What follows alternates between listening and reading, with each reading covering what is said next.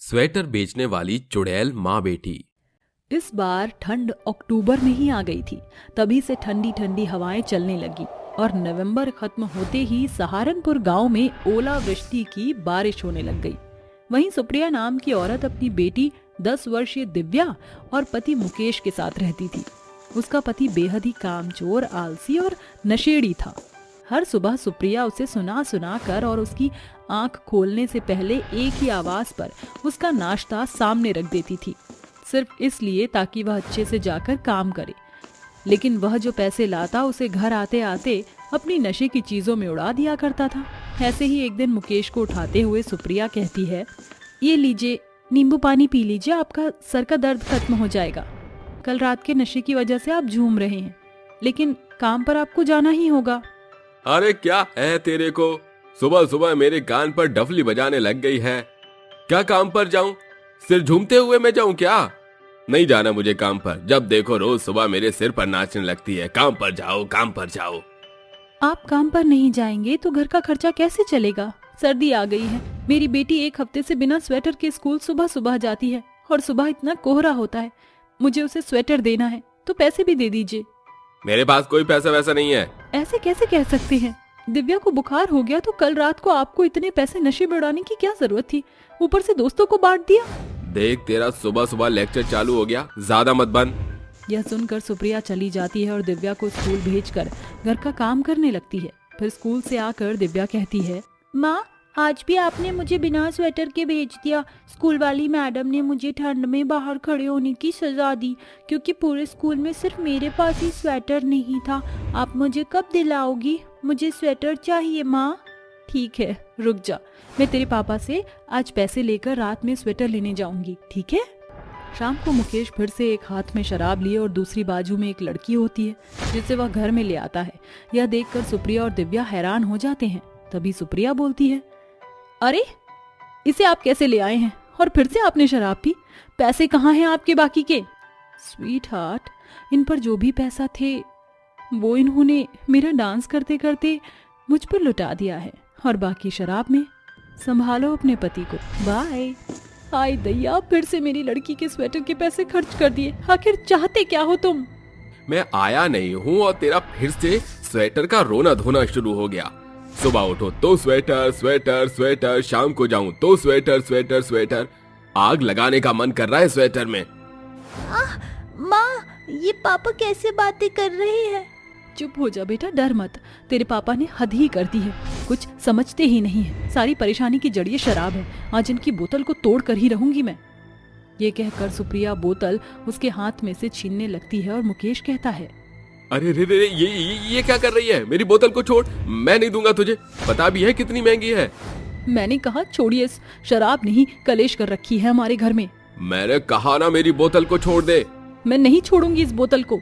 यह कहकर सुप्रिया उसकी बोतल को तोड़ देती है और गुस्से में मुकेश अपनी बेटी और पत्नी को घर से बाहर निकाल कर कहता है, तूने मेरी जान, मेरी जिगर, मेरी शराब की बोतल को तोड़ डाला। कैसे रहूंगा उसके बिना मैं? तुम दोनों की ये सजा है कि पूरी रात भर इस ठंड में कामती रहोगी, तभी अकल ठिकाने आएगी। ऐसा कहकर मुकेश घर के दरवाजे बंद कर लेता है, फिर लुढ़क जाता है। वहीं माँ बेटी दोनों बाहर ठंड में बहुत कांप रही थी, जिससे उनकी आवाज भी नहीं निकल रही थी। माँ, मुझे बहुत ठंड लग रही है, कुछ करो, मेरे हाथ पैर जमते जा रहे हैं। तेरे पापा बड़े ही बेकार निकले। मैं तो बर्बाद हो गई ऐसे इंसान से शादी करके जिसे अपने बच्चे और पत्नी की फिक्र ही नहीं है। बेटा, ठंड मुझे भी लग रही है, लेकिन कहाँ जाऊं इस समय? दोनों माँ बेटी ठंड से बहुत ठिठुरती हैं। फिर ओले और बारिश के एक साथ होने से दोनों ठंड को सहन नहीं कर पाती और रात में ही अपना दम तोड़ देती हैं। जिसके पश्चात वह माँ बेटी चुड़ैल बनकर कहती हैं, बेटा, हम ठंड में मर गए, लेकिन हमारे लिए स्वेटर नहीं आया। ना तेरे पिता ने तुझे स्कूल का स्वेटर दिया। हमारे जैसे और भी लोग होंगे जो इस समय फुटपाथ पर होंगे। हाँ माँ, वो हमारी तरह ठंड में ठिठुर रहे होंगे। हमें उनकी जान बचानी होगी, उनके लिए स्वेटर बनाना चाहिए। हाँ बेटा। ऐसे ही अगले दिन दोनों चुड़ैल माँ बेटी अपने जादू से बहुत से स्वेटर ले आती हैं और रूप बदल कर वह कुछ कपड़े गरीबों को देती हैं। कुछ फुटपाथ पर बैठे हुए तो कुछ छोटे छोटे ठेले लगाने वाले बच्चों और औरतें, बूढ़ों को भी वो स्वेटर देती हैं। फिर कहती हैं, बेटा, ये स्वेटर तो अभी भी बचे हैं, क्यों ना हम इसे बाजार में जाकर बेचें। हाँ माँ, हमें यही करना चाहिए। तभी दोनों इंसानी रूप में वहाँ ढेर सारे स्वेटर बेचने लगती हैं, वो भी सस्ते दामों पर। आइए आइए, स्वेटर लीजिए, गर्म ऊन से बने हुए स्वेटर लीजिए, यहाँ स्कूल के स्वेटर भी मिलते हैं। आइए आइए, सस्ते स्वेटर लीजिए, बच्चों के, बूढ़ों के, बड़ों के। सुनिए, जरा मुझे ये बच्चे का स्वेटर दिखाना, 5 साल के बच्चे के आ जाएंगे? हाँ हाँ बिल्कुल परफेक्ट आएगा, लीजिए। आपने सही कहा, और आपके साथ और भी बहुत सस्ते हैं। एक मेरे लिए कार्डिगन का स्वेटर निकाल दीजिए। आंटी ये लो, ये नया है स्वेटर मार्केट में, अभी अभी आए हैं कार्डिगन में। हाय रब्बा, ये तो बहुत सोना स्वेटर है। मुझे पैक कर दीजिए दोनों स्वेटर। ये लीजिए पैसे। आंटी जी मुझे स्कूल का स्वेटर दिखा दीजिए, संतरे रंग वाला, मॉडर्न पब्लिक स्कूल का। ये देखो, यही वाला स्वेटर है ना बेटा तुम्हारे स्कूल का? जो खुशी मेरे बच्चे को नहीं मिली, कम से कम वह दूसरे के बच्चों को तो मिले। ये मेरे बिल्कुल सही आ रहा है। कितने का है? तुम्हारे लिए बिल्कुल फ्री है, ले जाओ। शुक्रिया आंटी, आप बहुत अच्छी हैं। अरे आंटी, लड़कों का स्वेटर मिलेगा क्या, ये जैकेट वाला? हाँ हाँ बेटा। दिव्या बेटा, जैकेट वाली स्वेटर लेकर आओ। ये लो माँ। अरे आंटी, ये स्वेटर तो बहुत अच्छा है, जैकेट वाला ऐसा एक और साइज का दे दीजिए, मुझे मेरे भाई के लिए चाहिए। ये लो, ये बिल्कुल वैसा ही है जैसा तुम्हें चाहिए। कितने पैसे हुए आंटी? 500 की 2 जैकेट हैं बेटा। ये लीजिए। इस तरह सभी लोग चुड़ैल माँ बेटे की स्वेटर खरीदने आते हैं और किसी को पता भी नहीं चलता कि वो चुड़ैल है। तो सुप्रिया कहती है, अरे वाह बेटा, आज के दिन ये हमारी बहुत सारी कमाई हो गई। कितने सारे लोगों को स्वेटर चाहिए था। हाँ माँ, सब हमारी तरह बदकिस्मत और गरीब थोड़ी होते हैं। लोगों पर पैसा है तो अपनी जान बचाने के लिए स्वेटर तो खरीदेंगे ही। हाँ बेटा, सब आदमी तेरे पापा जैसे थोड़ी ही होते हैं। बहुत सारे पैसे इकट्ठे हो गए हैं, चल गरीब लोगों को दान करके आते हैं। तभी दोनों चुड़ैल माँ बेटी उन पैसों से होटल से खाना लेकर गरीब भिखारी बेसहारा गली के साइड बैठे हुए, मंदिर के बाहर बैठे हुए, साथ ही उन्हें एक एक 500 का नोट भी देते हैं। तभी एक बुढ़िया हाथ फैलाकर कहती है, अरे बेटा, मुझे 2 डब्बे दे दे खाने के, मुझे बहुत भूख लगी है। 1 हफ्ते से कुछ नहीं खाया, बस कूड़े में से बचा कुचा खाना और टोटी का पानी पी कर जिंदा हूँ। अरे अरे माँ जी, आप परेशान मत होइए, आप बहुत सारा खाना खा लीजिए, जितना आपको चाहिए उतना खाइए। दिव्या बेटा, जरा स्वेटर लेकर आना। ये लो माँ। तभी उस बुढ़िया को स्वेटर देकर वो आगे बढ़ती है और जैसे ही खाना देती है तो वह भिखारी बुढ़ा सुप्रिया का हाथ पकड़कर आंखें बंद कर लेता है और कहता है, तुम दोनों माँ बेटी मर चुकी हो ना, तो चुड़ैल बनकर हमारी मदद क्यों कर रही हो, बोलो। क्या कह रहे हैं? मेरा हाथ छोड़िए, आपको कैसे पता चला? क्योंकि मैं पंडित हूँ, मुझे सब पता चल जाता है, बताओ सब। ये सुनकर सुप्रिया भिखारी पंडित को अपनी बेटी और अपने पर गुजरी हुई सारी बात बता देती है, जिसके बाद वो कहता है, बेटी तुम तो बहुत अच्छा काम कर रही हो दोनों। शुक्रिया पंडित जी, आज्ञा दीजिए। इस तरह चुड़ैल माँ बेटी स्वेटर बेचती भी थीं और गरीब लोगों की मदद भी करती थी। वहीं दूसरी ओर शराब पीकर मुकेश भी मर जाता है और माँ बेटी को भी मुक्ति प्राप्त हो जाती है। भूतिया ट्यूशन टीचर। ये कहानी है भीमपुर गांव में रहने वाले भूपेंद्र की, जो पेशे से एक ट्यूशन टीचर था। गांव के बच्चों से लेकर अपने बेटे को भी भूपेंद्र खुद ही ट्यूशन की कोचिंग दिया करता था। भूपेंद्र के परिवार में कुल 3 सदस्य थे, जिसमें उसकी पत्नी संध्या और बेटा अजीत शुमार थे। अजीत 12वीं कक्षा में पढ़ रहा था। अजी अब बस भी कीजिए, एक सवेरे से भूखे प्यासे बच्चों को पढ़ाए जा रहे हैं। देखिए सांझ हो गई। संध्या, तुम जानती हो ना? हाँ जानती हूँ कि आप अपने बेटे अजीत को बेहतर परवरिश और उज्जवल भविष्य देना चाहते हैं, इसीलिए दिन रात बच्चों को ट्यूशन पढ़ाते हैं। ट्यूशन में भले आपको कुछ दिया ना दिया, मगर आपकी आंखों पर चश्मा जरूर चढ़ा दिया। चश्मा हम टीचर की पहली पहचान है मोहतरमा। चलो अब जल्दी से खाना परोस दो, मुझे किसी जरूरी काम से सक्सेना सर से मुलाकात करने जाना है। भूपेंद्र खाना खाकर देर शाम सड़क से चलने लगता है। तभी पूरा आसमान देखते ही देखते सावन भादों के बरसाती बादलों से भर जाता है और भारी बरसात होती है। अरे, इस बरसात को भी अभी शुरू होना था।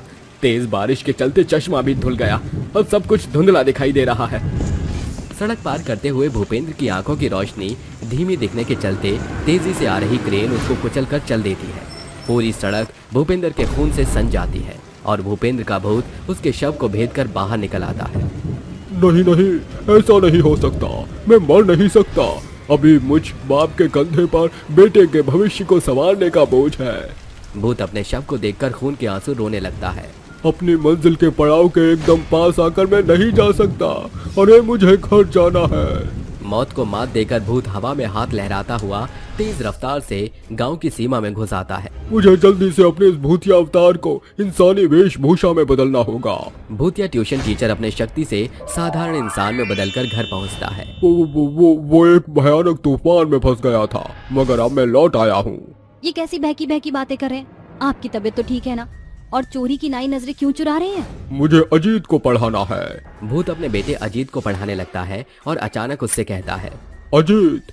जी पिताजी। बेटा तुम पूरे 17 साल के हो चुके हो। समय के साथ तुम्हें सयाना भी होना होगा, क्योंकि तुम मन लगाकर पढ़ोगे तभी तो आगे बढ़ोगे और घर की जिम्मेदारी संभाल पाओगे। हो सकता है कि आज मैं तुम्हारे साथ हूँ मगर कल ना रहूँ। रात में सभी जन के सो जाने के बाद भूत अपने भूतिया अवतार में आकर कहता है, भगवान तूने ऐसा मेरे साथ क्यों किया?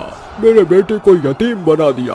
अगर इस पल मैंने अपने भूतिया होने का रहस्य अपनी पत्नी और बेटे से साझा किया तो वो दोनों टूट कर बिखर जाएंगे, मगर सही समय आने पर मुझे उन्हें सब कुछ बताना होगा। अगली सांझ गांव के सारे बच्चे भूत से ट्यूशन पढ़ने आते हैं। भूत सभी को पढ़ाता है। का से कबूतर, खा से खरगोश। मोहित खड़े हो जाओ और बताओ का से क्या होगा? का से कुक्कड़ आते मास्टर जी। ये सुनकर भूतिया ट्यूशन टीचर का गुस्सा 7वें आसमान पर चला जाता है और वो सिंह की तरह दहाड़ते हुए कहता है, चुप करो मोहित। अरे साकार करोगे तुम अपने माँ पिताजी के सपने? अरे जानते भी हो तुम्हारे भविष्य के लिए तुम्हारे माता पिता लोगों के यहाँ बंधुआगिरी करते हैं और तुम ये बेवकूफियां करते हो। समय की कदर करना सीखो, क्योंकि वक्त मौके कम और धोखे ज्यादा देता है। ये कहते हुए भूत एकदम भावुक हो जाता है।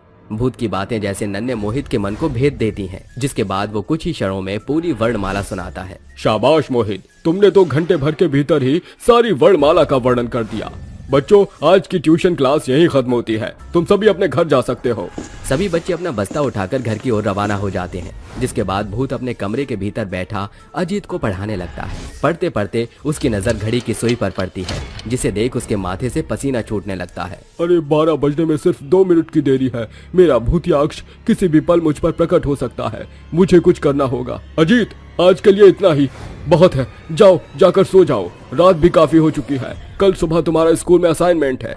अजीत के जाते ही भूत अपने भयावह रूप में भर जाता है। ऐसे ही समय गुजरता जाता है। भूत हर एक दिन रात के 12 बजे के पहर अपने भूतिया अवतार में आया करता। दिन सप्ताह महीने में ढलते हैं।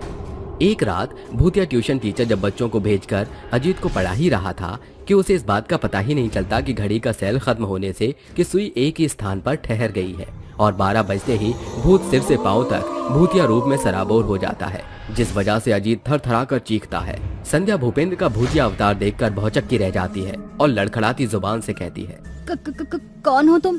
संध्या, मेरी बात सुनो। मैंने कहा दूर रहो मुझसे और मेरे बच्चे से। मेरे पति का भेष धरने वाले कौन हो तुम? मेरे पति भूपेंद्र कहाँ हैं? मैं ही भूपेंद्र हूँ। तुम सिर्फ एक भूतिया ट्यूशन टीचर हो। मेरे पति भूपेंद्र भूत नहीं है, वो मुर्दा नहीं जिंदा है। भूत संध्या के सामने अपना दोनों रूप दर्शाते हुए कहता है, संध्या, मेरी मौत तो उस बरसात की बौछार में ही हो चुकी थी, मगर बेटे के भविष्य की गहरी चिंतन के चलते मेरी अतृप्त आत्मा भयानक भूत में बदल गई। हमारे घर की माली हालत भली ही नहीं थी, इसलिए मुझे भूतिया ट्यूशन टीचर बनना पड़ा ताकि तुम दोनों भूख से न बिलबिलाओ। मेरे बेटे का भविष्य उज्जवल होगा। मैं भूत योनि से मुक्त हो जाऊंगा। ये सुनकर संध्या की आंखें आंसू के समंदर में शुमार हो जाती हैं और वो कहती है, आपके इस बड़े त्याग ने आज ये बयां कर दिया कि आज भी दुनिया में इंसानियत कायम है। अक्सर जो कुछ जिंदा माँ बाप नहीं कर पाते, आपने नियति के नियमों को तोड़कर भूत बनकर अपने बेटे के भविष्य के लिए किया, जो जिंदों की इस दुनिया में जीता जागता प्रमाण है। दोनों माँ बेटे भूत के संग बेखौफ होकर रहने लगते हैं। हर एक दिन के घटने के साथ भूत के जाने का पड़ाव पास आता है। मेरे पास ज्यादा वक्त शेष नहीं बचा है। तुम दोनों से दूर होने का पड़ाव बेहद पास है। मैं इस पल को जी भर कर जीना चाहता हूँ। भूत अपने परिवार के साथ सुनहरा पल साझा करता है। साथ ही अजीत को जी तोड़ मेहनत से पढ़ाता है। उसकी मेहनत विशेष प्रभाव दिखाती है और आखिरकार अजीत पूरे विद्यालय में 12वीं की परीक्षा में अव्वल दर्जे से उत्तीर्ण होता है। अंत में जाते हुए भूत कहता है, आज इस भूतिया पिता ने तुम्हारा भविष्य की चढ़ाई पूरी की। अजीत, तुम मेरे सपने पर खरे उतरे। अब तुम दोनों जीवन भली चंगी तरह काट लोगे। जो बदहाल जीवन मैंने जिया था वो तुम्हें भविष्य में कभी नहीं जीना पड़ेगा। अलविदा। मुझे पूरा भरोसा है कि तुम इस ट्यूशन को मेरी गैर हाजिरी में मुझसे भी बेहतर तरीके से चलाओगे। ये कहकर भूत सदा के लिए ओझल हो जाता है, जिसके बाद अजीत अपने पिता के ट्यूशन को अपनी जीविका बनाकर बहुतेरे बच्चों को पढ़ाकर आसान तौर से अपनी जीविका चला रहा था, मगर अक्सर वो अपने पिता के साथ बिताए हुए सुनहरे लम्हों को याद करता था। भूतिया बच्चों पर दुर्गा माँ का आशीर्वाद। दो भूतिया बच्ची उड़ते हुए चील चमगादड़ को एकदम से झपटकर बेरहमी से खा जाती हैं, जिससे उनके मुंह पर खून भी लगा था। आहा, कितने दिन बाद किसी पक्षी का मांस खाया है। हाँ बहना, ऐसा मांस खाकर तो मजा ही आ गया। मुझे अपना भी दे दे। नहीं, मुझे और भूख लग रही है। हमें कोई इंसानी शिकार करना चाहिए। हाँ तो चल अब किसी इंसान को खाएंगे। तभी दोनों छिपकली की तरह धीरे धीरे उस पर उतरती हैं और जमीन पर भी ऐसे ही चलती हैं। तभी काया कहती है, अरे हम ऐसे ही चल रहे हैं, छिपकली की तरह सीधे भी तो हो सकते हैं ना। हाँ हाँ बोला तो सही तूने, पर अब आदत ऐसे ही हो गई है। तभी दोनों खड़ी होकर अपने शिकार को आधी रात में ढूंढने लगती हैं। कितनी देर हो गई, कोई भी शिकार मिल क्यों नहीं रहा। रात का टाइम देख काया चुड़ैल, इस वक्त तो सब अपने घर में सोते हैं ना। हाँ बिल्कुल। अरे वो देख, एक आदमी चौकीदारी कर रहा है, इसे ही उठा लेते हैं। तभी दोनों चुड़ैल बच्चियां चौकीदार के पास जाती हैं और अपनी एक उंगली घुमाते ही उस चौकीदारी कर रहे इंसान को बेहोश कर देती हैं। तभी दोनों उसकी टांग पकड़कर जंगल में घसीट कर ले जाती हैं और चीर फाड़ करके खाने लगती हैं। उस चौकीदार के शरीर के एक एक हिस्से को नोच कर खा जाती हैं और कहती हैं, इन इंसान का खून तो बहुत मीठा है, तो दिल कितना मीठा होगा। उसके मीठे दिल को मैं खाऊंगी, सिर्फ मैं। अरे तू क्यों खाएगी, मैं भी तो हूँ ना। चल छोड़, लड़ते नहीं है, कल भी तो हम शिकार करेंगे। इस तरह वो भूतिया बच्चियां चौकीदार की बोटी बोटी खा जाती हैं, सिर्फ उसकी हड्डियों को छोड़ देती हैं और जाकर उसी पेड़ पर सो जाती हैं। अगले दिन वो कहती है, अरे काया, कब तक हम इस पेड़ पर लटकी रहेंगी। मुझे अपने शिकार को ढूंढना है और मैं बोर हो गई हूँ यहाँ। अरे तू चिंता मत कर छाया, आज हम रूप बदल कर अपने शिकार को ढूंढेंगे और मजे भी करेंगे। चल ठीक है। दोनों भूतिया बच्ची रूप बदलकर बाजार की ओर बढ़ती हैं, जहां हर तरफ नवरात्रि की धूम मची थी। कहीं दुर्गा माता का पंडाल लगा था तो उसी पंडाल के आगे कुछ लोग डांडिया खेल रहे थे, तो कोई दुर्गा माँ की प्रतिमा के सामने उनकी पूजा कर रहा था। अम्बे तू है जगदम्बे काली, जय दुर्गे खप्पर वाली, तेरे ही गुण गाएं भारती ओ मैया, हम सब उतारे तेरी आरती। नहीं मांगते धन और दौलत, ना चांदी ना सोना मैया, ना चांदी ना सोना। हम तो मांगे माँ तेरे मन में एक छोटा सा कोना। दुर्गे मैया की जय। तुझे पता है इतनी धूम मची क्यों है? अरे हाँ, ये तो हमारा सबसे पसंदीदा त्योहार है, हमारी दुर्गा मैया का। छाया, इस उल्लास को देखकर अब की बार मेरा भी कुछ मन कर रहा है। हाँ बोला। तुझे पता है ना, हम लोगों को कितने बेरहमी से मारकर मांस को खा जाते हैं। आज से नवरात्रि शुरू है, मैं चाहती हूँ कि हम कुछ भी इतने दिन तक मांसाहारी ना खाएं। पर फिर हम भूखे रह गए तो? चल ठीक है, मुझे मंजूर है। हम 9 दिन तक देवी मैया के लिए व्रत के तौर पर कुछ भी ऐसा नहीं खाएंगे, ना ही कोई पाप करेंगे। काया, ये सुनकर मुझे बहुत खुशी हुई। अब मेरे अंदर एक उल्लास भर गया नवरात्रि की रौनक देखकर। वो तो शुक्र है हमने आज कुछ नहीं खाया। आज से हमारा तप शुरू हो गया। भले ही हम भूतिया हों, पर दुर्गा माँ के भक्त तो अभी भी हैं। हाँ बिल्कुल। दोनों चुड़ैलें स्नान कर अच्छे से घाघरा चोली पहनकर डांडिया खेलने के लिए तैयार हो जाती हैं। अरे वाह छाया, तू कितनी सुंदर लग रही है। सुंदर तो तू भी लग रही मेरी बहन। अच्छा, अगर हमने यहाँ डांडिया किया तो कोई हमें देखेगा तो नहीं? अरे नहीं, भला कोई हमें कैसे देख सकता है, हम तो चुड़ैल है ना। अरे हाँ, तो बोलो नौ दुर्गे मैया की जय। नौ दुर्गे मैया की जय। तभी दोनों डांडिया लेकर आपस में नाचने लगती हैं। रंगी पर ओढ़ अभी खुशियों संग लावी, हर काहे हयु हाय हाय। हे शुभारंभ हो शुभारंभ, मंगल बेला आई, सपनों की दहरी पे दिल की बाजी रे शहनाई। अरे वाह, डांडिया खेलने में कितना मजा आ रहा है। इतने समय बाद हमने एक साथ खेला। हाँ बिल्कुल। तभी एक बुजुर्ग अपाहिज दादी डांडिया लेने की कोशिश करती हैं, पर उनका हाथ डांडिया तक पहुंच नहीं पाता तो वो गिर जाती हैं। उन्हें गिरा हुआ देखकर छाया, काया, चुड़ैलें उन्हें वापस कुर्सी पर बिठाकर उनके हाथ में डांडिया थमा देती हैं। तो दादी कहती हैं, अरे मैं तो गिर गई थी, मुझे किसने उठाया?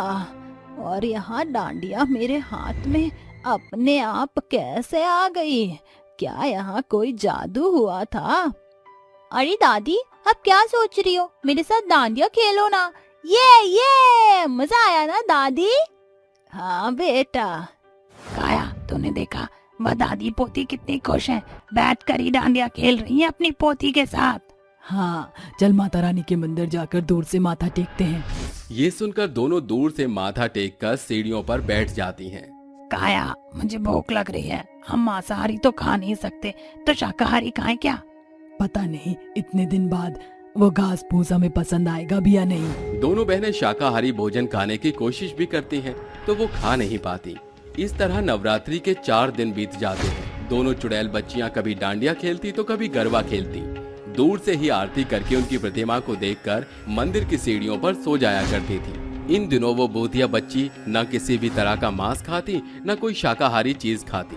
तभी माता के पंडाल में बैठे हुए लोगों के साथ वो जयकारा लगाती हैं। तो सभी जोर से बोलो, जय माता दी। सारी बोलो, जय माता दी। मिलकर बोलो, जय माता दी। आवाज नहीं आई, जय माता दी, जय माता दी, जय माता दी। छाया, आज माता रानी का 8वां दिन है और उनका जयकारा लगाते लगाते कब 8वां दिन आ गया पता ही नहीं चला। सही बोला तूने। छाया, काया, चुड़ैल सीढ़ियों पर बैठी थी कि तभी एक रोती हुई औरत कहती है, हे दुर्गा माँ, बच्चों को कंजिका खिलाने के लिए भी मेरे पास अन्न का एक दाना नहीं है। मैं आखिर कंजिका कैसे खिलाऊं? कोई रास्ता दिखाइए। चल इनकी मदद करते हैं। तभी छाया और काया 2000 का नोट उठाकर कहती हैं, अरे आंटी, आपके पैसे गिर गए थे, ये लीजिए। अरे पर बच्चों, ये मेरे पैसे। लगता है दुर्गा माँ ने मेरी मदद कर दी। इतने पैसों में तो मैं बच्चों को अच्छे से खिलाऊंगी। तभी वो औरत 9 कन्याओं को कंजक खिलाती है। वहाँ दुर्गा माँ आसपास के तारों की छावों में उनकी श्रद्धा देखकर कहती हैं, देखा पुत्र, भूतिया बच्चों ने भी 9 दिन तक मेरे लिए उपवास रखा। न शाकाहारी खाया, न मांसाहारी खाया, और इन्होंने लोगों की मदद भी की। हाँ माता, मैंने देखा, ये बहुत ही श्रद्धालु भूतिया बच्चियां हैं। वही दोनों बच्चियां 9वें दिन भी दुर्गा माँ दूर से पूरी श्रद्धा भक्ति से आरती करती हैं। ओम जय अम्बे गौरी मैया, जय श्यामा गौरी, तुमको निश दिन ध्यावत हरि ब्रह्मा शिव जी। ओम जय अम्बे गौरी। हे दुर्गा मैया, हम दोनों बहनों ने जो पाप किए हैं उसे क्षमा करना। तो बोलो सच्चा जोता वाली माता तेरी सदा ही जय। शेरा वाली दा सच्चे दरबार की जय। दोनों भूतिया बच्चियां आंख बंद करके हाथ जोड़कर भूखी प्यासी सीढ़ियों पर खड़ी थी। तभी दुर्गा माँ तेज रोशनी में अपने शेर के साथ प्रकट होकर कहती हैं, आंखें खोलो पुत्रियों, देखो तुम्हारे नेक दिली श्रद्धा भक्ति से प्रसन्न होकर मैं तुम्हारे समक्ष आई हूँ। ये मैं क्या देख रही हूँ काया? माता रानी स्वयं हमारे सामने साक्षात आई हैं। प्रणाम दुर्गा माँ। हाँ छाया, प्रणाम दुर्गा माँ। आपके दर्शन पाकर तो हम दोनों बहनें धन्य हो गई। अच्छा, तुमने सच्चे मन से मेरे लिए उपवास रखा, 9 दिन तक संघर्ष किया। तुम्हारी भक्ति से मैं प्रसन्न हूँ, इसलिए मैं तुम्हें आशीर्वाद में वरदान देना चाहती हूँ। तो बताओ तुम्हारी क्या इच्छा है? दुर्गा माँ, हम इस भूतिया शरीर में अब और नहीं रहना चाहते। इससे हम बहुत पाप करते हैं, जानवरों पक्षियों को खा जाते हैं। हम ऐसी जिंदगी जीना नहीं चाहते। माता रानी, आप हमें वापस इंसानी रूप बना दीजिए। वैसे तो ये प्रकृति के नियम के खिलाफ है, पर तुम्हारी भक्ति से मैं तुम्हें शक्ति देती हूँ कि तुम इंसानी रूपी इस धरती पर जियोगी। ये कहते ही माता के दाहिने हाथ से एक तेज रोशनी आशीर्वाद के रूप में निकलती है, जिनसे वो इंसान बन जाती हैं। यकायक दुर्गा माँ अंतर्ध्यान हो जाती हैं और दोनों बहनें खुशी खुशी अपनी नई जिंदगी व्यतीत करती हैं। भूतों का करवा चौथ। ओम वो ले भैया, परवाना पहुंचा पर लोग। सर से पांव तक दुल्हन के लिबास में सजी धजी एक दुल्हन सुहाग की सेज से ओझल होकर हैवानी हंसी हंसने लगती है और देखते ही देखते वह एक खूंखार चुड़ैल में बदल जाती है। उसका पति प्रीतम छटपटाते हुए कहता है, धोखा, तुम चुड़ैल हो, चुड़ैल। क्या बात है परवाने, आखिरकार तुमने अपनी क्षमा को पहचान लिया, मगर अब बहुत देरी हो चुकी है। मैंने तुम्हारे साथ संबंध स्थापित कर लिया है, इसलिए अब चंद ही पलों में तुम्हारी टाई टाई फिश हो जाएगी और तुम भूत बन जाओगे। प्रीतम छटपटाते हुए अपने प्राण देता है। उसी पल चिन्ह उसके शव से एक भयावह भूत बाहर निकलकर दांत पीसते हुए कहता है, एक चुटकी सिंदूर के आड़ में तूने मुझे मार दिया, आखिर ऐसा क्यों किया तूने? भूत का भयानक गुस्सा देखकर चुड़ैल डायलॉग बाजी करती है, अरे रे, एक चुटकी सिंदूर की कीमत तुम क्या जानो रमेश बाबू। ए चिमर की चुड़ैल, डायलॉग बाजी बंद कर। अब मैं प्रीतम प्यारे नहीं जो तेरी छलायन चाल में आ जाऊं। एक तो तेरे चलते समय से पहले संसार से मेरी रिटायरमेंट हो गई, अब तो सच बता। बताती हूँ, मेरे साथ चलो, वहाँ तुम्हें सारे सवालों के जवाब मिल जाएंगे। चुड़ैल और भूत उड़ते हुए उजालों की दुनिया से अंधेरों की दुनिया की ओर अग्रसर होते हैं, जहां अनेकों चुड़ैल चूल्हे पर मांस पका रही होती हैं। तभी रंभा नाम की एक दासी चुड़ैल कहती है, अंधेरी दुनिया का साम्राज्य कायम रहे, करवा चौथ की सरगी पक चुकी है चुड़ैल रानी। मगर दासी, ये मांस की महक कहाँ से आ रही है? चुड़ैल रानी, आपके खातिर करवा चौथ की सरगी के लिए मैंने खास बड़ी कमसिन कली लड़की का मांस पकाया है। ओम पो रंबा, करवा चौथ की सरगी में सिर्फ शाकाहारी खाना खाते हैं। जाओ जाकर मेरे खातिर सेवई बनाओ, मैं पूरी श्रद्धा से अपने भूत पति की लंबी उम्र के लिए करवा चौथ का व्रत रखूंगी। ये सुनकर भूत सर खुजाते हुए कहता है, पहले तो मुझे खजूर की तरह टपका डाला और अब मेरी लंबी उम्र की खातिर करवा चौथ रखती है। मेरे परवाने, इसीलिए तो मैंने तुमसे शादी की थी। ये चिमरकी चांद हर बरस करवा चौथ के दिन मुझे बहुत रिश्त दिलाता है। मेरी सभी दासियां, सभी सखी सहेलियां अपने गैंडे गंजे भूतिया पति के खातिर करवा चौथ रखती हैं। इसलिए मेरा भी करवा चौथ करने का मन हुआ, जिसके खातिर मुझे एक पति की जरूरत थी। अब तुम ही बताओ, बिन पेरे हम तेरे वाला सीन तो नहीं हो सकता था, इसलिए शादी करनी पड़ी। देखते ही देखते घनघोर घिर आती है। 4 बजे के पहर चुड़ैल जाग कर सरगी की सिवई खाना शुरू करती है। जैसे ही वह सिवई का पहला कौर खाती है, चुड़ैल बेबाक सा मुंह बनाकर कहती है, तू ये घास फूस खाना मुझ चुड़ैल के बस की बात नहीं, मगर मुझ चुड़ैल के पास कोई दूसरा चारा भी नहीं। चुड़ैल का मुंह बनता देख भूत उसकी खिल्ली उड़ाकर कहता है, 900 चूहे खाकर चुड़ैल चली करवा चौथ रखने। अरे ओ मेरे भूतिया पति देव, क्यों खामखा मेरा भेजा फ्राई कर रहे हो? एक तो मैं चुड़ैल इतने चाव से करवा चौथ का व्रत रख रही हूँ, अरे कुछ तो भूतनी याद रखो। चुड़ैल को खिसियाता देखकर भूत उसके खातिर गाना गाता है, झिलमिल सितारों का सावन होगा, रिमझिम बरसता बादल होगा। अरे वाह प्रीतम प्यारे, तुम तो बड़े गुणवान गवैये हो। क्या मस्त गीत गाया, मेरा तो मन डोल गया। अब ये घास फूस सिवई भी मन भावनी लग रही है। चुड़ैल और भूत काफी देर तक चर्चा करते हैं। चढ़ते सूरज की लालिमा के साथ चुड़ैल के करवा चौथ का व्रत शुरू हो जाता है। जैसे जैसे पहर बीतता है, चुड़ैल की आतुरता बहुत ही ज्यादा बढ़ने लगती है। अरे सुनो मेरे भूत परवाने, पृथ्वी पर जाओ और मेरे लिए ये सुहाग का सारा सामान लेकर आओ। कुछ ही घंटों के बाद करवा चौथ की सांझ हो जाएगी।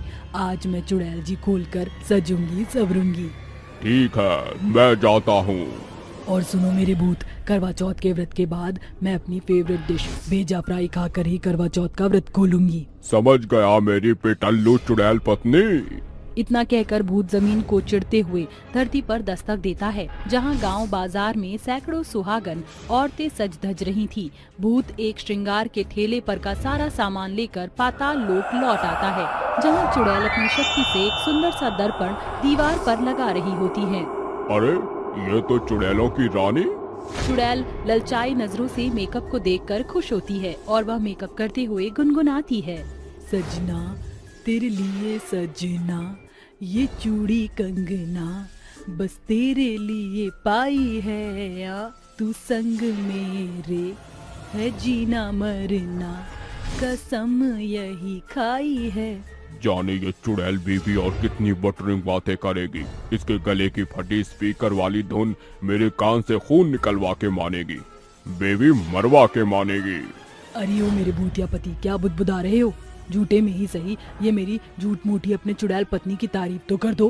हाँ, मैं तो बस इतना कह रहा था कि ये लीपा पोती करके करवा चौथ पर तुम्हारी तो काया पलट ही हो गई। सचमुच क्या? हाँ, अगर तुम्हें मुझ भूत पर भरोसा नहीं, ये तो कभी झूठ नहीं बोलता। सचमुच इस मेकअप ने तुम्हारे सड़े गले चेहरे को सुंदर कर दिया है। तुम तो इस करवा चौथ पर कटरीना को भी फेल कर रही हो। ये सुनकर चुड़ैल बहुत खुश होती है। चुड़ैल के माथे पर लाल सुर्ख बिंदी, मांग में सिंदूर, पैरों में महावर जैसे 16 सिंगारों को पूरा कर रहा था। वहीं भूत भी बिहारी बनकर कुर्ता और लुंगी लपेटे तैयार हो जाता है। दोनों भूतिया दंपत्ति परलोक से धरती पर आते हैं। चुड़ैल पेड़ पर बैठी चांद के निकलने की बाट जोहते हुए कहती है, लगता है ये करवा चौथ का चांद मुझ चुड़ैल की जान निकाल कर मानेगा। जाने कब बदरा से बाहर आएगा। ये चांद भूख के मारे मेरे पेट में मरे हुए चूहों की सेना कभी कुश्ती तो कभी कबड्डी खेल रही है। ये करवा चौथ की बेला तो मुझ चुड़ैल के लिए बला बन गई है। चुड़ैल को भूख से बिलबिलाता देख भूत उसका मन बहलाता है। चांद छुपा बादल में, शर्मा के मेरी जाना, सीने से लग जाना, बल खा के मेरी जाना, आजा रे आजा चंदा, तुझे मेरी चुड़ैल देखेगी। अचानक बदरा छटने के साथ चांद की चमक चुड़ैल के चेहरे पर पड़ती है। चांद को देखकर चुड़ैल का चेहरा खुशी से खिल उठता है और वह डायलॉग बाजी करती है, देखो वो आ गया। हाँ चलो मेरे भूतिया पति, करवा चौथ पूरा करते हैं। चुड़ैल और भूत गुनगुनाते हुए एक साथ उड़ते हुए आसमान की ओर बढ़ते हैं। आजा सनम मधुर चांदनी में हम तुम मिले तो वीराने में भी आ जाएगी बहार, झूमने लगेगा आसमां। देखो मेरे भूतिया पति, संसार के सभी सुहागन औरतों से पहले मुझ चुड़ैल ने चांद पर कब्जा कर लिया। अब सबसे पहले मैं ही करवा चौथ करूंगी। चुड़ैल के चांद पर कब्जा करते ही संसार में अंधियारा छा जाता है। चुड़ैल अपनी जादू से पूजा की थाली प्रकट करके चांद को अर्घ देकर छलनी से अपने पति का चेहरा देखकर उसकी पूजा करती है, जिसके बाद भूत उसे पानी पिलाता है और चुड़ैल भली पत्नी की तरह उसके पाँव छूती है। तभी भूत कहता है, निस दिन नहाओ, शाकाहारी खाना खाओ, हर एक बरस करवा चौथ मनाओ, भुतववी भवा। चलो मेरी कटरीना, अब चांद को छोड़ दो ताकि बाकी इंसान औरतें भी चांद के दर्शन कर ले। इसके बाद चुड़ैल अपने भूत से कहती है, देखो मेरे भूतिया पति, इसी धरती पर तुम मुझे मिले थे, इसलिए पहले तुझ चालाक चुड़ैल ने मुझसे आंखें चार की और फिर मेरा चौथा करके मुझे भूत बना दिया। अरे मेरे भूतिया पति, चलो आज सारी रात इसी धरती पर दुर्राटे काटेंगे, घूमेंगे फिरेंगे, ऐश करेंगे। चुड़ैल और भूत सारी रात धरती पर ही डावाडोल होते हैं। गुजरते लम्हों के साथ करवा चौथ की बेला एक बरस के लिए टल जाती है, जिसके बाद भूत और चुड़ैल अपने लोक लौट जाते हैं। मगर चुड़ैल किसी भी साल अपने भूतिया पति के लिए करवा चौथ का व्रत रखना नहीं भूलती थी। ट्रेन पर भूतिया भेड़ियों का कब्जा। ट्रेन आ रही है, सब लोग तैयार हो जाओ हमला करने के लिए। जी आका। दो भूतिया भेड़िए एक स्टेशन पर आती ट्रेन को अपने ताकतवर शरीर से रोक लेते हैं, जिसके बाद बाकी के दो भूतिया भेड़िए ट्रेन में जाकर लोगों को परेशान करते हैं। भेड़िया की आहट, भारी कदमों से लोगों को डर का एहसास होता है। मुझे ऐसा क्यों लग रहा है कि इस ट्रेन में कुछ अचानक से होने वाला है? ये ट्रेन ऐसे कैसे रुक गई? पता नहीं, अब तो मुझे भी डर लग रहा है क्योंकि इस स्टेशन पर ये ट्रेन कभी रुकती ही नहीं है। तुम फिक्र मत करो, कुछ नहीं होगा, मैं देख कर आता हूँ। ध्यान से जाना विक्रम। विक्रम आगे बढ़ता ही है कि एक भेड़िया उसकी गर्दन पकड़कर उसे हवा में उठा देता है और कहता है, मेरा शिकार खुद चलकर मेरे पास आ गया, अब तू आ गया। छोड़ो छोड़ो मुझे, मुझे छोड़ो। कौन हो तुम? और इस ट्रेन को तुमने ही रोका है ना? अरे छोड़ो मुझे। दिखाई नहीं देता, मैं एक ताकतवर भूतिया भेड़िया हूँ जो तुम लोगों का खात्मा करने आया हूँ। बचाओ बचाओ मुझे, पायल पायल। अब तेरा बचना मुश्किल है। ये कहते ही वो खूंखार विक्रम को जोर से पटकता है और वो सीधा अपनी बीवी के कदमों में जा गिरता है। तभी पायल घबराते हुए कहती है, अजी ये आपको क्या हुआ? किसने किया आपके साथ ये? मैंने किया है। बोल, क्या करेगी? लड़ेगी मुझसे? ये कहते हुए धीरे धीरे वो पायल की ओर बढ़ता है और विक्रम कहता है, देखो उसे कुछ मत करना, तुम्हें मेरी जान लेनी है तो मेरी जान ले लो। मुझे तुमसे और तुम्हारी बातों से कोई फर्क नहीं पड़ता। मैं बस अपनी मालकिन की आज्ञा का पालन करूंगा। मुझे कुछ मत करना। पायल एक एक कदम पीछे करते हुए दूसरे डिब्बे में पहुंच जाती है जहां दूसरे भेड़िए ने वहां के लोगों को बंदी बनाकर अपने कब्जे में किया था। लोग चीख रहे थे, चिल्ला रहे थे, तुम लोग हमारी जान के दुश्मन क्यों बने हुए हो? जाने दो हमें, हमने तुम्हारा कुछ नहीं बिगाड़ा है। मैं तो अपने ही मालकिन का कहा पूरा कर रहा हूँ। दुनिया पर अब सिर्फ उनका ही राज होगा। अगर तुम उनकी शरण में आ जाओ तो एक बार को वो तुम्हें छोड़ देंगे। लेकिन हमारी मालकिन तुम इंसानी लोगों से बहुत नफरत करती है, इसलिए तुम जिंदा नहीं रह सकते हो। धूर्त भेड़ियों, भले ही हमें अपने कब्जे में कर लो, लेकिन एक दिन हमें कोई शक्तिशाली अंतर्यामी इंसान बचाने जरूर आएगा।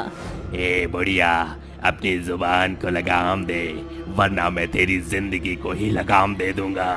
हमारी जिंदगी की लगाम तुम जैसे गीदड़ भेड़ियों के हाथ में नहीं है, ऊपर वाले भगवान के हाथ में है।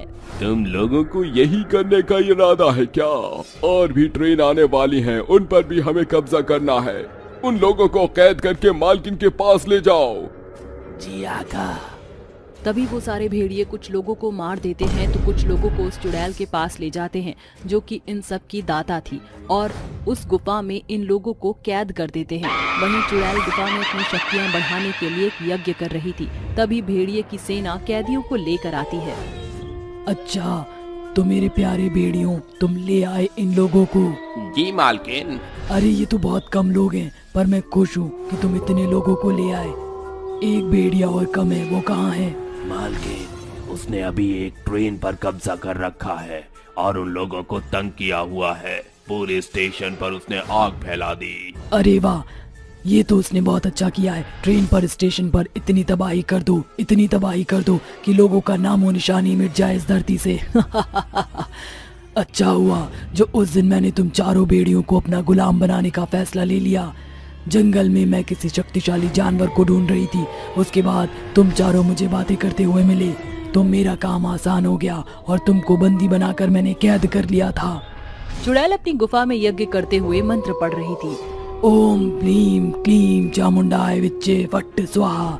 ऐ मेरे देवासुर, मेरे इन चारों गुलाम भेड़ियों को अपनी भूतिया शक्ति प्रदान करें, जिससे ये दुनिया पर कब्जा जमाकर मेरी शक्तियों को कायम करें। तभी उसका यज्ञ सफल हो जाता है और उसके मामूली भेड़िए से भूतिया भेड़िए बन जाते हैं जो कि पहले से भी ज्यादा ताकतवर थे, और उन्हें कहती है, अब से तुम मेरे गुलाम हो, मैंने तुम्हें ताकतवर बनाया है। जाओ इस जंगल के आसपास से जो भी ट्रेन गुजरे उसमें बैठे लोगों को सताओ, उन पर अत्याचार करो, ज्यादा हुआ तो मेरा डर का एहसास दिलाते हुए उनकी जान ले लो। मैं सबका खात्मा करके रहूंगी। इस दुनिया पर सिर्फ मेरा राज होगा, मेरा कब्जा होगा। जो हुक्म मेरे आका। अपनी मालकिन की बात सुनकर चारों भेड़िए जंगल और स्टेशन की तरफ ट्रेनों पर कब्जा करने के लिए पहुंच जाते हैं, जिसमें से दो भेड़िए तो अपने बड़े आकार में आकर ट्रेनों को कुचल देते हैं, तो किसी ट्रेन को धागे की तरह उठाकर फेंक देते हैं। बाकी के दो भेड़िए लोगों को बंदी बनाकर ले आते हैं, और ऐसा अब बार बार होने लगता है। वहीं स्टेशन के लोगों को खबर लग जाती है कि यहाँ पर भेड़ियों का रोज हमला होता है, और वहीं लोग गायब हो जाते हैं। बहुत अच्छा मेरी भेड़ियों, जाओ अब और लोगों को मार डालो, उनकी ट्रेन पलट दो। भेड़िए वहां जाकर हमला करने लगते हैं। अब वहां के लोग बहुत डरे सहमे रहते थे। क्योंकि भेड़िए हर आने वाली ट्रेन पर कब्जा करके लोगों को डराते थे, फिर उन्हें मार दिया करते थे, तो कभी मुंह से आग निकाल कर जला दिया करते थे।